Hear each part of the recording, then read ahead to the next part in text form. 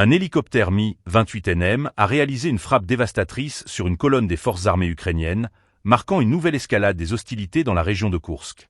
Cette attaque, ciblant des véhicules blindés ainsi que des soldats ukrainiens, souligne l'intensification des opérations militaires sur le front. Les images diffusées par le ministère russe de la Défense témoignent de l'efficacité de cette opération. L'équipage de l'hélicoptère a lancé des missiles avec précision sur une concentration de cibles, exploitant la supériorité technologique des forces russes. Après la frappe, les pilotes ont démontré leur expertise en effectuant des manœuvres antimissiles à basse altitude, une tactique essentielle pour éviter les ripostes ennemies.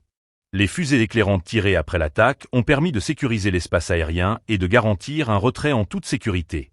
Un contrôleur aérien avancé a confirmé que toutes les cibles avaient été détruites, y compris des véhicules blindés camouflés, ce qui témoigne d'une planification minutieuse et d'une exécution efficace des opérations.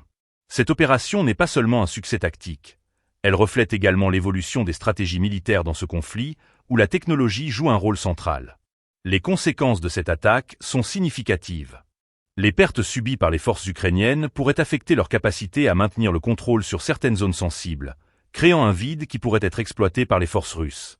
Parallèlement, cette intensification des frappes aériennes contribue à aggraver les tensions déjà élevées dans la région, avec des implications potentielles sur le moral des troupes ukrainiennes. Alors que les opérations militaires se poursuivent, la dynamique du conflit reste fragile. Les analystes s'accordent à dire que chaque frappe, chaque mouvement sur le terrain, pourrait changer la donne.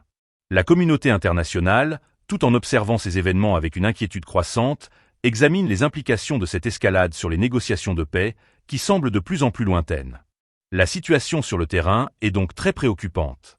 Les forces ukrainiennes doivent faire face à des défis croissants, non seulement en termes de pertes humaines, mais également en matière d'équipement et de ressources.